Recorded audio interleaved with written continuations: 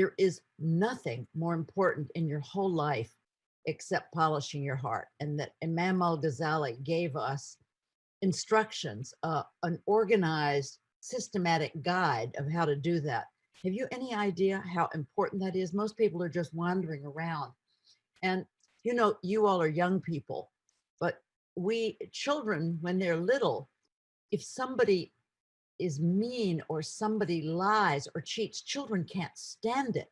I remember do you all know the game Parcheesi? Oh, have you ever played, oh, it's one where you buy properties, banks and houses. I forget. Oh, Monopoly? Yeah, Monopoly. Oh, yeah. And my children were like in the first grade, and my husband, like, he hid some money under the edge of the game board, you know, when we was buying properties. And the children were like, what is that? They had never seen anyone playing around, playing cheating. And they turned over the board because they couldn't take it. But then afterward, they started doing it because they realized that's the way things are. We don't want to get to that point, because right now your fitra, you know, knows what's right and wrong. And you will, when you see people lying, do you like that? Does it turn you off when people are mean or cheat? What happens when you see that? Ahmed, would you like to say something? Ahmed? Oh, you're Me? Yes, yeah, you. Yeah, unmute. About What happens when you see people? How do you feel when you see that kind of stuff going on? Can you, like, what?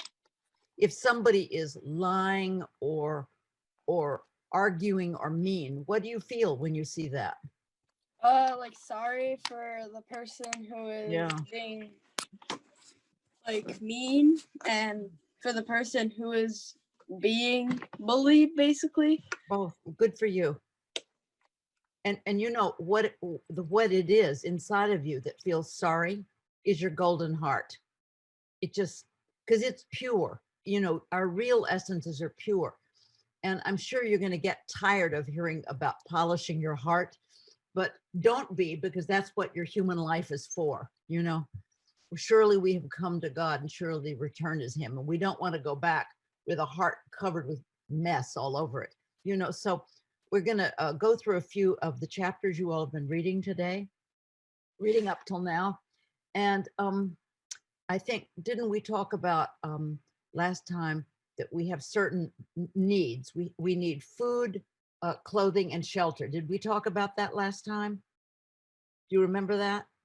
That the first thing you need is food, and then you need to be covered, and then you need protection. And then there's the problem.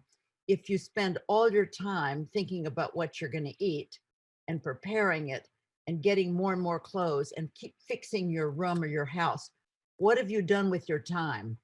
We have three basic needs, which are food, and then clothing, and then our shelter. Do you find that most people spend a good deal of their day just doing those three things, dealing with food and having more clothes than they need and fiddling around with their outer house? Do you feel that people do a lot of that with their day? Yeah, they Yeah. do. I mean, we don't have much time, you know, a day goes pretty quickly. And Imam al-Ghazali says, just ask yourselves, how much of your day do you, and I want someone to answer, how much of your day do you spend doing something that polishes your heart? Or how much of your day, or you just like hanging out, you know, watching television, chatting, doing, what percent of your day do you think, how many minutes do you spend doing something that polishes your heart? And what is that? Okay, each person will answer me. Okay, we start with Sueda. What about you? I like probably praying and then reading. Mm-hmm. Then I guess that's like, when I think about it, that's like pretty much it. And what do you do to polish your heart?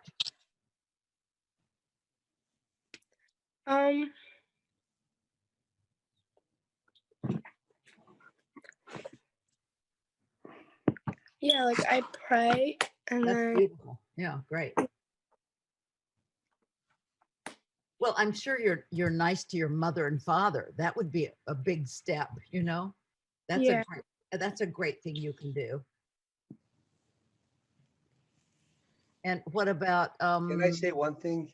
yes, Haldun. We just found the application that's a habit tracker. It, it, Wow. it's That's it's what it's we it's need. it's a great application, and we are still exploring. And there are normal, like there are habits which applies to everyone, like eat less sugar, do your um, fitness, read book, and Yeah. so on. But there is also a mindfulness section of the application, and you can also add some more habits which you want to set up.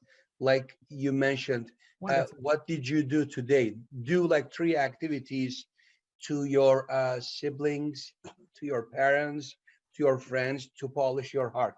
Yeah. So this could be an easier way for all of us, maybe the kids and all of us. Could you send me a link to that? I Yeah, mean, yeah, I will. maybe you can set it up with the different things. We can take the things Ghazali says we can't do, like be greedy, be angry, and arguing. Yeah. And you have to check that or something Yeah. if you did it. So you start, this is the whole thing. We have to be on guard. We have to become Haris or a guard or like an Alp, a warrior, you know, standing ready and really watching these things creep in. And, you know, it's all a matter of habit. We've talked about this.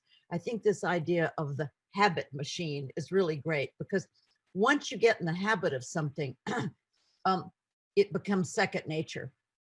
I think we talked about this before. I used to wonder why people in Egypt were so generous, you know, just like overwhelmingly generous, peasants in the field cooking their only chicken, people handing you their best.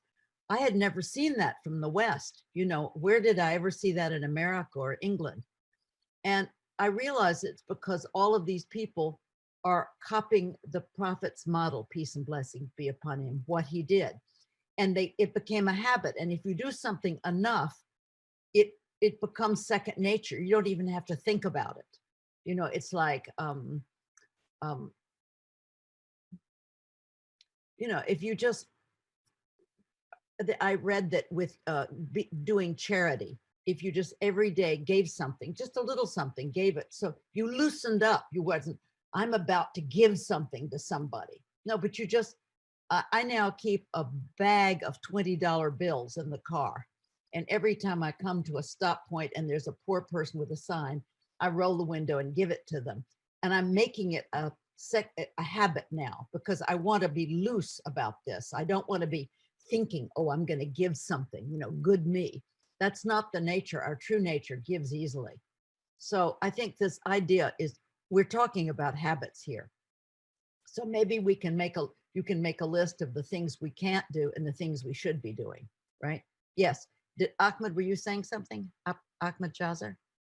Did you raise your hand? No. Okay. All right. All right.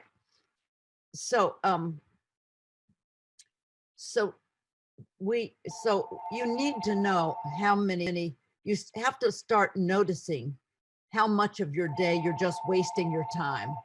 You know, it's not that it's all a waste. Certainly studying is not wasting your time, many things, but notice how much extra time you have and what you could actually do to do something real, which is always going to stay with you. Remember the little boy whose boat turned over and all of his stuff sank?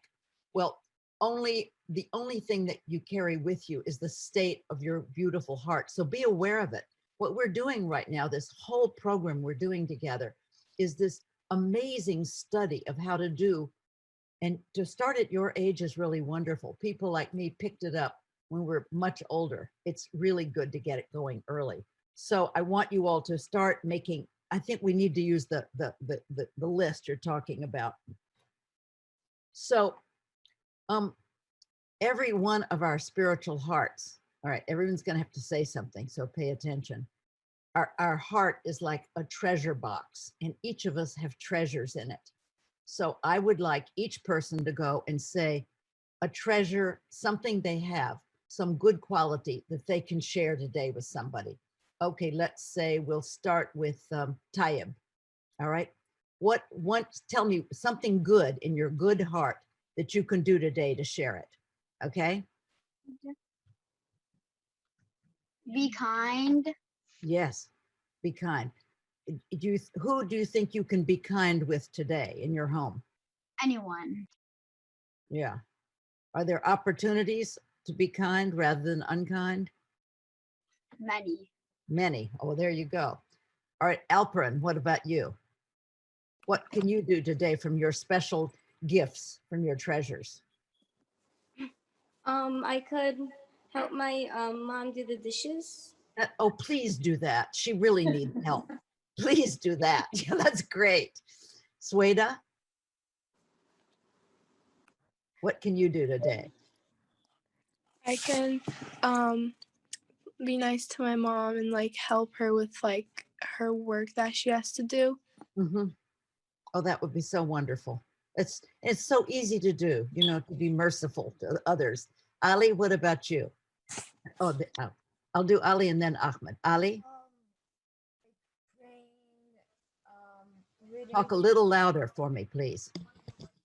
Praying, reading the Quran, doing good deeds, sharing with my brother. Sharing, very good. Excellent. Yeah. Yeah, excellent. That's wonderful. All right, Ahmed, yes? Like simply giving thanks to our parents and guardians. Mm-hmm. Of Parents course. and guardians. Yeah, gratitude is one of the treasures in our hearts. Yeah. It's amazing how all these treasures in our hearts are invisible, like warmth and kindness and friendship and gratitude. And these mean the most to us. They mean more than anything else. You know, if somebody gives you a toy or something, it's nice, right? But if somebody is really a friend to you and really warm, I mean, that means so much to you. Ahmad Jazar, would you like to say something? What are you going to do today? Don't waste your time on games. Yeah, what are you going to do instead? That's good. You can read books. You can. Wonderful. That's great. Do some reading. That will be wonderful. Inventions of Legos, and that's what I do when I don't know what to do. Oh, that's lovely. That's lovely. Yeah, and sometimes when you don't know what to do, if you've got a bit of a space, just go out and say to your dad or mom, can I give you a hand? Can I collect the trash in the house? Or, you know, what about, could I sweep up something? Just offer your services. And let's see, and wait, Halak, what are you going to do today to use one of the treasures in your heart?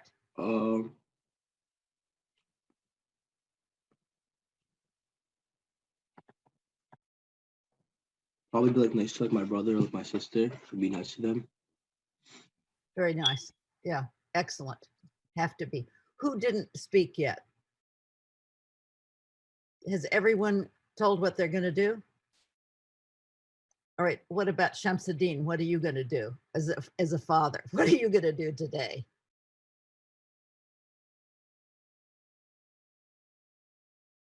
Oh, you're muted. I'm sorry, I didn't realize. Yeah. So the question was about how are you going to use one of the treasures in your golden heart, in your fitra, to what are you going to use it to do today? Just one or two things you can think of. I'm trying to think positive for everybody around me. From time to time, we tend to think, I mean, we see something and we start kind of feel that in our minds and think that, oh, okay, he's doing this because of this and so on. That's so right. This is my struggle that I'm trying to overcome, thinking positive, trying to see the good sides from people that we are in touch with, because once you start thinking negative for others, then that leads to start gossiping and talking behind and so on. So I believe this is kind of, I would recommend to my kids as well to think positive for their friends, try to find their good sides and be all the time thinking positive will lead to doing good things for them, and that will increase the love. And this applies to grown-ups as well. In Absolutely. society, that's a big issue, I believe. Yeah, I think that's really, really true. It's so easy to, here's a person and they do 2 or 3 bad things and the rest of them is good. And then you focus, I mean, which one of us is utterly perfect, you know? And then you focus on that and start judging them through one aspect of it. It's like the whole Western world says Islam is bad, the whole thing, because this happened, you know? That's ridiculous to judge a civilization or a whole other religion because of some quirk in it. So why would we do that to people as well? It's very unfair. And I think this thing you're saying, Shamsuddin, about love, you know, there's a wonderful man. He's like a hermit. He lives in Albuquerque. And he said to a group of us, he said, you know, when we meet another person, let's say I'm meeting you, Shamsuddin, all right? And with my mind up here, I'm right away sort of judging you, right? You're this, but it's all in the mind, and the mind isn't a duality, positive and negative. But he said, instead of meeting a person thinking like this, move down into your heart, the spiritual heart, everybody, not the pumping blood. And from your heart, look up to that person with love. And it's unitive. There's no other when you do it. Love is one, you see? When I'm loving you, there isn't other out there. It's just, it's Tawheed, it's unity.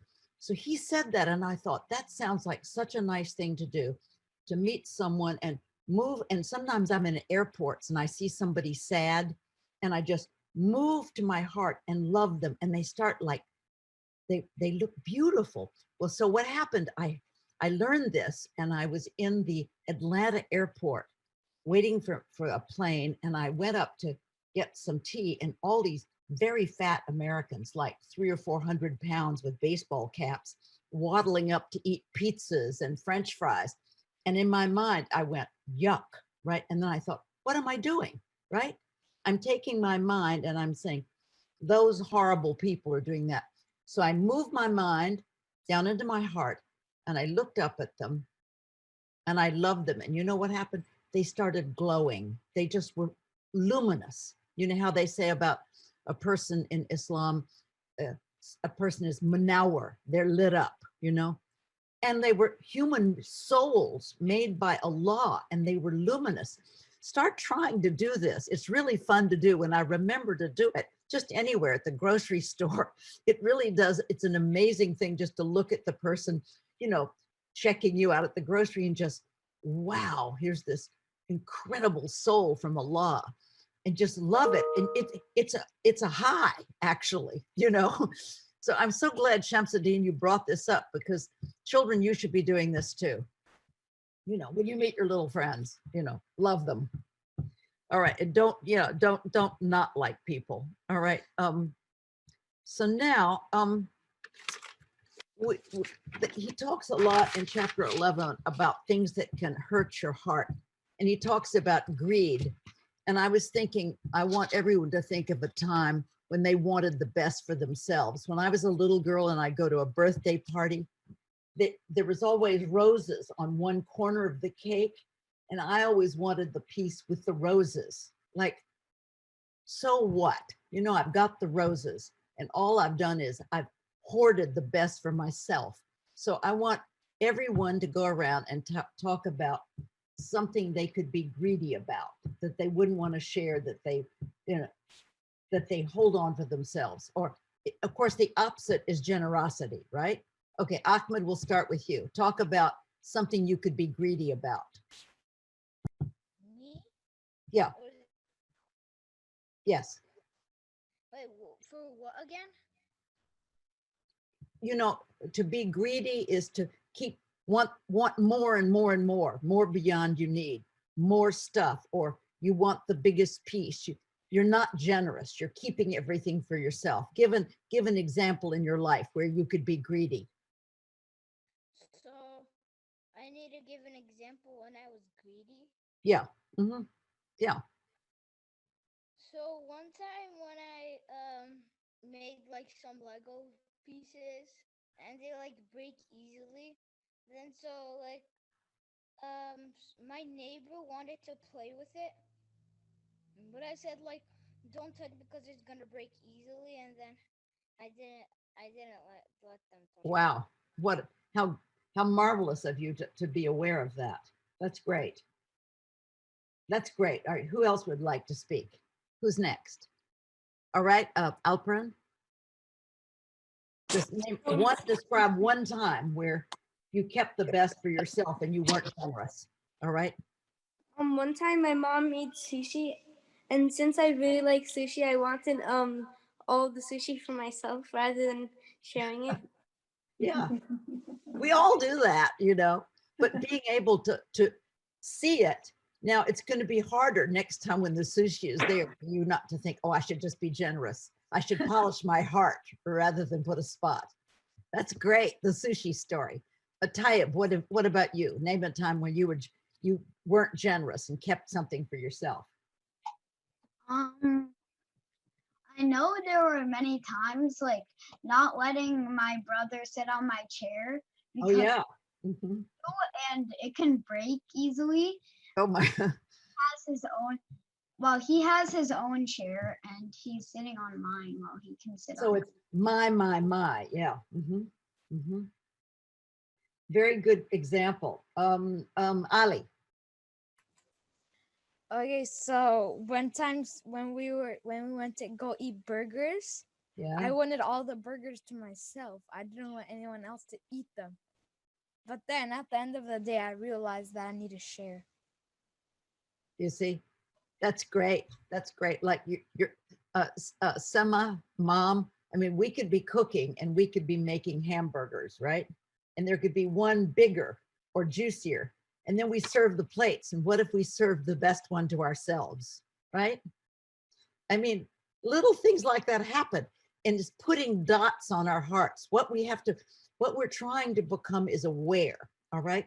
Now, who didn't speak yet? Tayyib, you spoke, right? Oh yes, Ahmed. Tell of a time. So maybe if so my mom makes macaroni and cheese. Yeah. And I get more of it than my brother. That's all I really can think of right now. Yeah. Well, just you be on the watch out now when you are not feeling generous. And who didn't speak yet?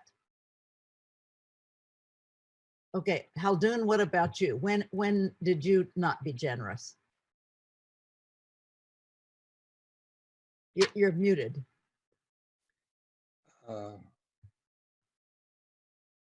I think sometimes I think too much about my kids, and I don't remember exactly what I was not generous for others' kids. But I mean, I think I have done this. Yeah, that's a problem, isn't it? Yeah. It is. It's a big problem. A problem for me too. That makes me cry, actually. You know. Yeah. We wonder why why do we give so much to our own children? There's some poor children nearby. Why aren't we as generous to them? Something's wrong. It's egoic, isn't it? It's the separate self we saw in the when we drew the ocean last time. It's the drop up here separate, forgetting it. We're all one. And also, like whenever I do that, I realize that actually my kids are the ones who loses that chance, whatever that is, and Allah immediately shows His justice, I think. Yeah. Yeah. There's a poet, I think it's Hafiz. I've been to his tomb in Iran, and there's a poem there. No, it's not him. It's another poet, begins with an S. It says, the humankind is like one body. And if one of the limbs, if the hand is hurting, the whole body should hurt. If any members of our community are in pain, we should be hurting with them. It's not that they're somebody else's children. Yeah. And what about you, Shamsuddin? Where are issues you've had with generosity or greed? Actually, the point that Haldunabi made is very important. I feel myself as well. We are just concentrated and primarily every day with our kids, Yeah.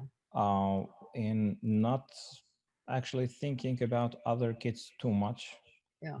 And that's an issue. And I don't know, before I wasn't like this. I was kind of trying to reach out to communities, Yeah. other kids, trying to do things with them. Yeah. But I can say last 2-3 years, it's more kind of I was close to myself and my kids and my family only. Yeah. And this is an issue. And that's, inshallah, once this COVID is gone, maybe we can start doing other community works as well. But as of now, that's an issue. Like I have other issues as well, but this is the one that is nowadays bothering me. You know, there's a verse in the Quran which says that we should not shun the orphan, yadur al-yatim. And it's really bad if we do. I mean, I forget, does anyone know the whole verse and what it says? Thumma sawfa ta'lamun. You will come to know, right, when you are dying, that if we shun the orphan. And I finally, for a while, started taking care of an orphan in Iraq. I mean, look what we did in Iraq, right? But it's faded off and I've let that go. I don't have the strength to take one into my home, you know, but we're all, in a sense, orphans, you know, we're all wandering, you know, and maybe since I just thought of this, maybe I should go back to doing something for orphans, just because that obviously is bothering me, because we each have different venues that we can serve, you know. Anybody else? Sema, what about you? Where do you feel greedy, or where do you feel need for more generosity? I'm glad the children are listening. Remember, kids, we're all on this journey together. Young, old, there's no age. We're just human souls, and we're traveling this incredible path as friends. So Sema, just some of your thoughts. Unfortunately, I have the same issues as Haldunabi and Shamsuddin was talking about. I don't know why I have that one, but I cannot keep my mind like thinking of my children. Like 24 hours, we talk, whatever I talk with my husband, it's only our kids. Like before, it was not like that. Maybe they were little kids, and now they start to grow up. And you know how is USA, like assimilation and stuff like that, trying to keep our culture, trying to keep our iman and religion and faith and everything. So it's bothering too much, like my mind. I cannot keep myself not thinking of that. I don't know why. I see it's too much. It's really too much. And maybe it's that I'm not, you know, teslim, like being teslim to God, like they are God's kids. They are not ours. I know. Yeah, the children are on loan to us. They're an amana, a trust. But you know, now, children, now that we're talking about this comes later in the book of knowledge, but I'm going to tell it to you now because of parents. We all need this. Imam al-Ghazali says, if you have a good thought, do it, act on it immediately, because immediately the waswisu of the nafs come in and say, don't do it. And every day, there was an old friend of mine named Gay Eaton. He was a Muslim. He lived in England, and he was very old and he was sick. And I started having the thought, call Gay Eaton. And then I would look at my watch and say, oh, well, it's 5 hours ahead. I'll wait till tomorrow. Next day, call Gay Eaton. And then I thought, well, I could call him now, but I don't have time. You know, we'll talk a long time. The third day when the thought came and I called, he had just died. So good thoughts are coming from angels. And remember, Ghazali says that if you have bad thoughts, they're like barking dogs and they scare the angels out of your being, wherever they are. Your heart, I suppose, your house is like, your heart is your house of angels. So now here's a game you all can play after you finish up today. I've done this with my grandchildren, Bilal and Medina. If you have a good thought, sometimes I'm driving and I pass an old age, a nursing home, and I have the thought, I should just go in and be nice for 5 minutes to someone. It used to be, I would just keep driving. And now I'm afraid to, because now if I have a good thought, you know, let's say you're having thoughts, I'm having a thought, then I think, oh, I better get the food out of the freezer for dinner tonight, and I better call, and all these thoughts are in my mind. But now if I have a good thought, like there's a big bright yellow line around it, good thought, good thought. Be afraid not to follow through on your good thoughts. And maybe the 3 parents who are present here today, since particularly with Sama, that it's really bothering you, there's some reason for that. You've got to do something about it because it's your good thought, you know, anything that you can think of, you know. I'm so glad we're having this conversation because I'd forgotten that when a good thought comes into your mind, like, all right, kids, this is the game you can play after I play it with my grandchildren. One child stands and gives a good thought, and the other one pretends to be the waswisu, the whispering nafs. And then it'll say, let's say maybe Sueda is thinking, I'm gonna go and help mommy in the kitchen, set the table. And then your brother can whisper, yeah, but why don't you just go watch TV? Play that game. But what I want you to do is when you give your good thought, you play a second round, you give your good thought, and then give your own reason for not doing it. Don't make it abstract, like a good thought is, I will be generous or something. No, something specific, a good thought in your life, something that happens in your life. And then give your own thought, oh, which is saying, oh, don't do it right now. You know, it's a great game, and that's one of your, that's your assignment for this week. Next week, I'd like to hear what you came up with, because this is one of the good habits that we're going to put on Khaldun's calendar, right? Is that the good thought, bad thought. We have got to get used to when a good thought comes, we can't just let it go because it's coming from Allah, right? It's the angels bringing it in, and we're just saying, oh, I'm not going to do it now. We should be alert to those good thoughts. You know? Can we also, the parents, like video record these things so we can share each other? I think. Yes, that's a fantastic idea. Yeah. You know, but once you've played it with your children for a while, you're going to see the yellow line that's around me right now that I'm talking. That's what happens when the good thoughts come. I'm like, oh God, I've got to do it. But you know what I think is going on? I think like sometimes, I don't know whether the children experience this, you thinking of somebody and they call you up on the telephone, just out of the blue. Like I was at the airport once and a friend of mine in Saudi Arabia and I was just thinking of her. What is going on? It's like a huge little invisible spiritual lines, like a giant, huge web of putting us all together, like we're all together right now, right? But sometimes you think of someone, just go and call them up. You know, they're in need. Sometimes I'm watching that something's going on and people are coming together. A lady called me the other day. I picked up Lucy's phone here, the office phone, and it was somebody in distress, and we talked for 2 hours. Was that an accident? And that's what we're going to be doing next week. We're going to be talking about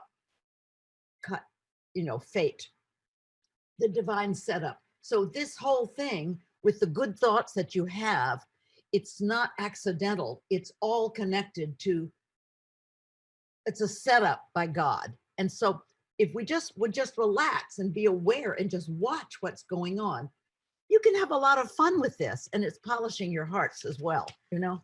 So let's see, what else are we gonna, let me see here. Excuse me, is this what you explained?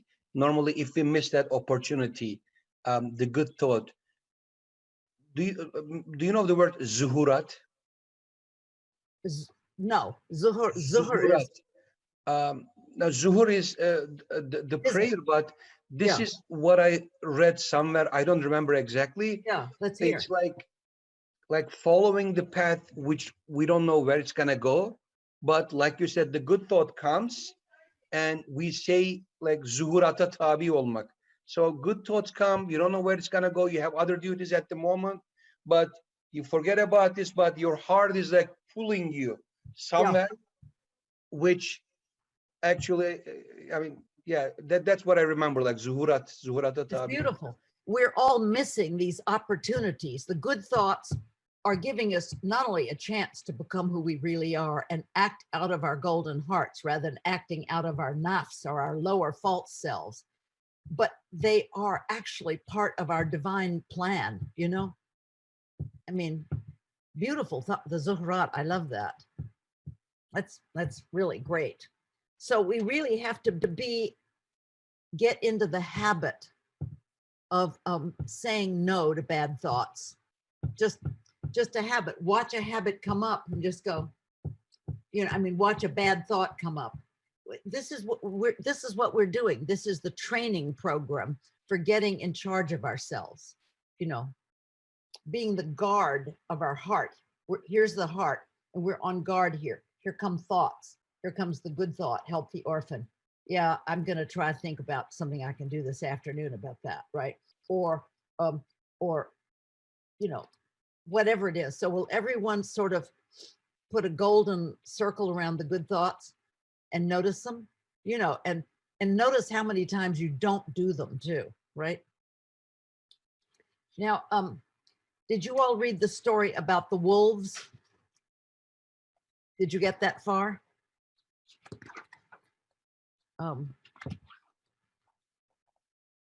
We're going. What chapter was that on? That's it's 15. Right? Oh yeah, I read up to chapter 18.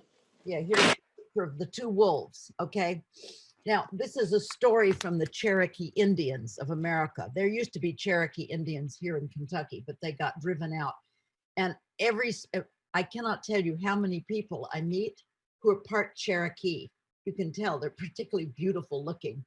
But anyway, in Islam, we are told, seek knowledge even unto China.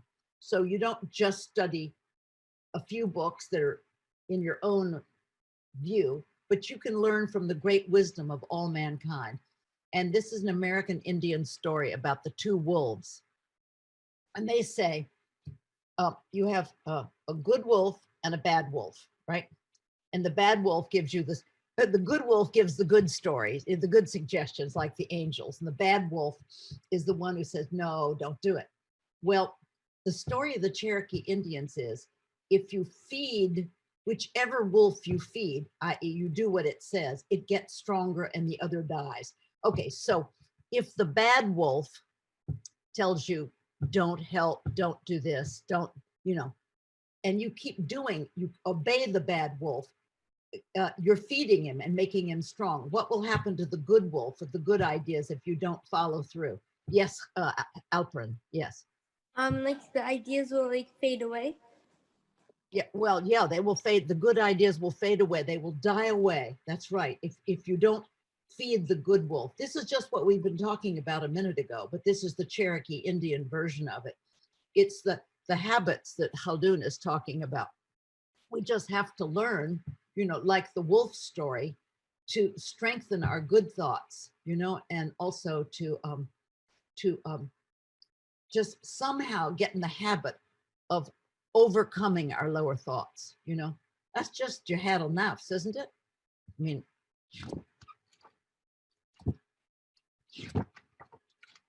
well, so chapter 16, the important things you cannot see.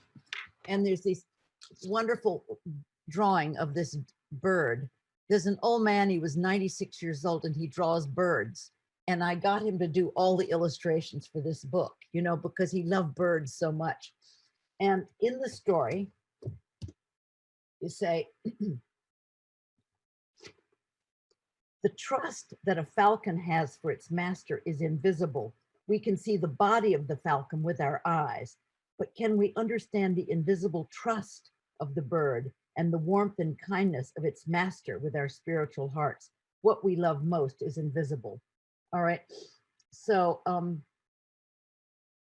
yeah, what are some invisible things that you love? Each person say one invisible thing that they love. Okay, we'll start with Sweda.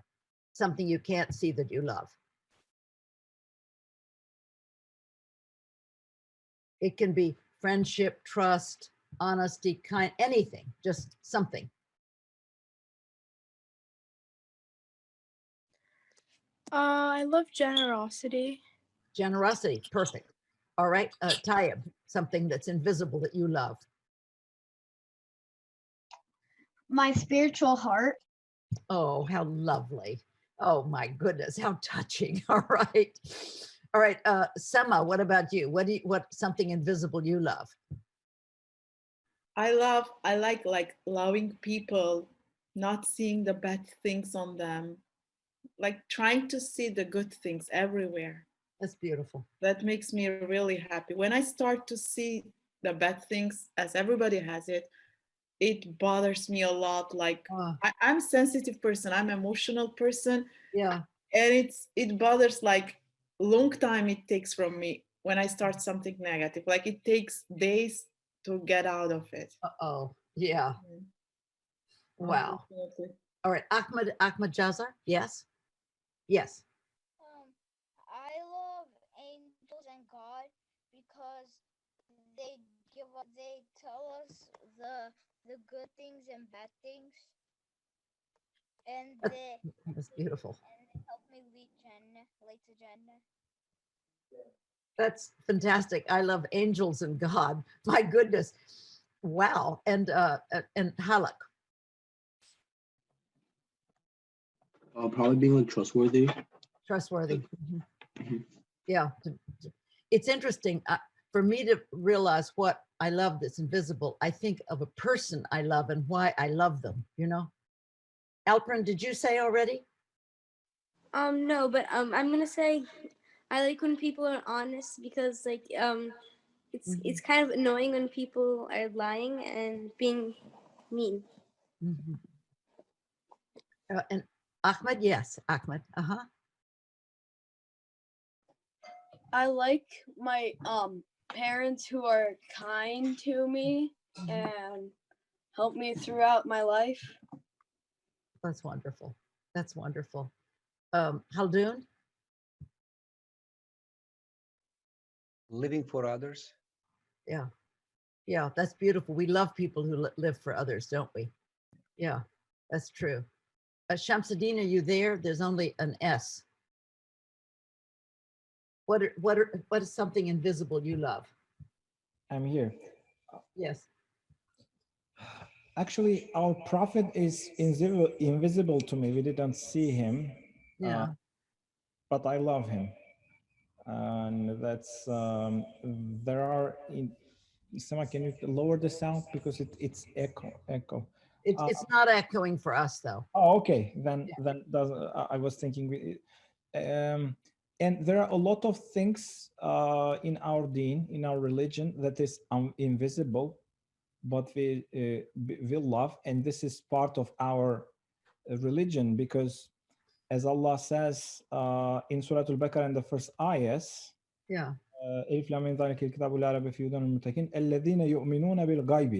they believe into unseen.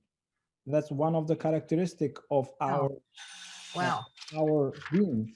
So meaning that I think that mentioning the prophet, because there's an essence there that we love, you know, and what we're loving is divine qualities, because everything that has been mentioned, it's coming from Allah. Generosity, the trustworthy, the truthful, the honest.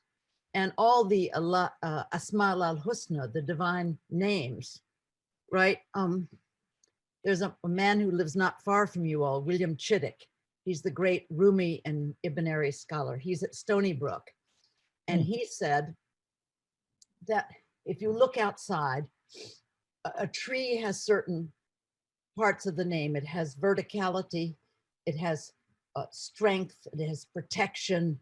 A flower, a daisy, has sweetness, latif. You know, animals like a dog, it is faithful. All of the qualities. You look in nature, and everything in the natural world is composed of different proportions of these divine qualities that we love, right?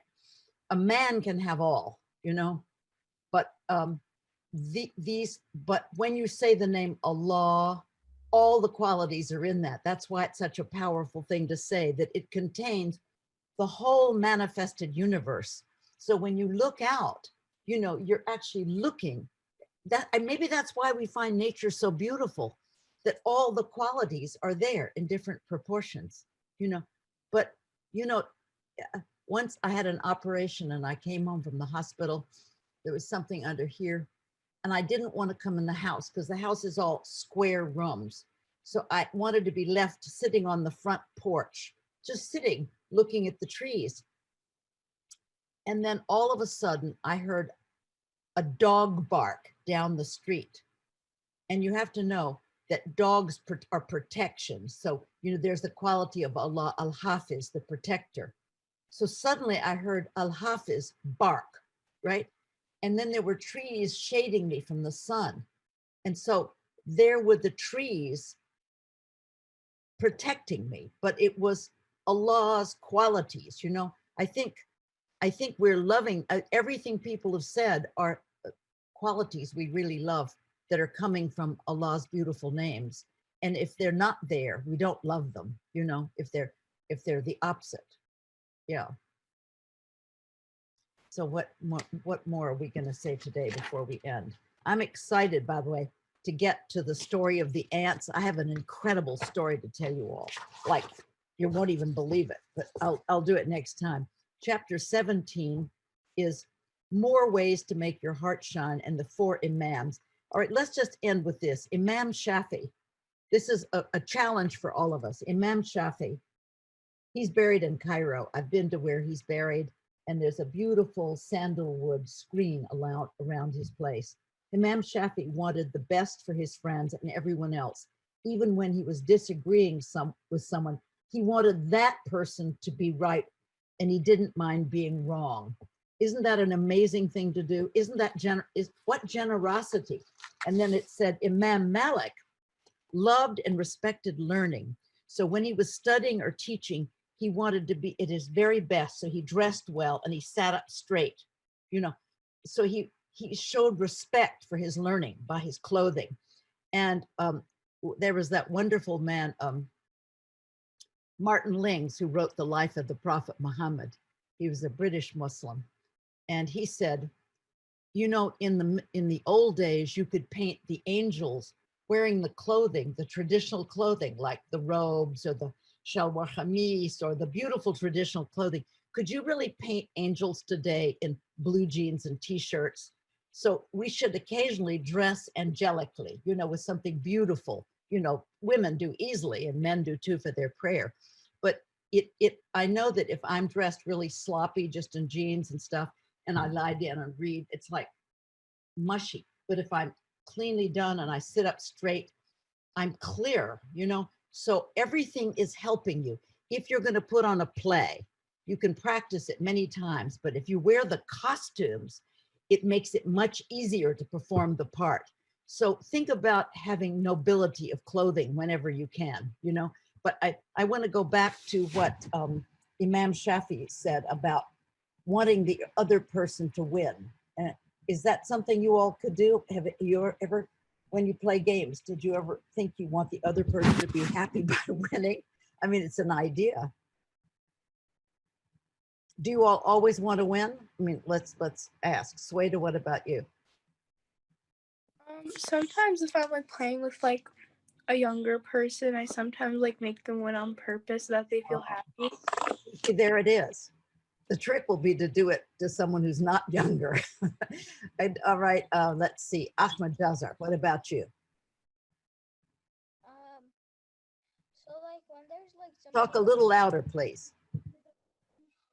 when I'm playing like with somebody, like when I'm playing troublesome, when I play some big games, and then I like want to win because when I play chess with my brother, I always want to beat him, but I can't. He always checkmates me. Oh, you play chess? Trouble with my neighbor. I don't always win. I sometimes win, but it's hard to win. Well, we need to want the best for others. It's very hard to do. But Ali, for example, if we're learning to want the best for others, that is helping us lower our ego, because our ego, our little separative, I want it all, me, I'm the center of the universe. We've got to undo that one, and we've got to expose the golden heart. The golden heart isn't me at all. It's us, right? So next time you're thinking, I've got to beat him up, you know, just think how lovely it would be to be in my golden heart and let him win and be happy, you know? Sometimes like I let him win because like when I beat him all the time, I feel bad. So I'm like, let me just let him win. Yeah, there you go. And what about Halak? What about you? Probably when I'm playing, probably like when I'm playing like basketball with my brother, like I let him win. Yeah. Well, it's fun competition. I think men are more competitive than women. My husband and I play tennis with another couple, and I always want them to win, but my husband doesn't. He wants to win. And I don't know why he's that way. You know? Anyone else want to say anything? Oh, the people have come to clean the house, and the vacuum cleaner has begun. Yes, Alperen. Like Sueda said, like if they're younger than me, I'll try to like let them win. But if they're the same age as me or older than me, I try to win. Okay, your challenge is to let the other person win no matter what age. And just say, and what you're doing is you're going into your golden heart and you're being present to who you really are. Remember when I did the image of the droplet? Be inside, be the water. Don't be the outer shell, okay? Don't be separated. Be that beautiful love, actually. It's love. So this is so lovely. I've got to go because we haven't had the house cleaned in 9 months. And there's a lady and her friend have come and they're gonna, my husband is away. He went to go shooting. He shoots quail, which are little birds. He's coming home tonight and the house is a wreck. So I've decided to really get myself together and pick things up, and they're vacuuming and it's a big mess. So I'm gonna go do that for the rest of the day. I love you all very much, and I'll see you next Sunday morning, inshallah.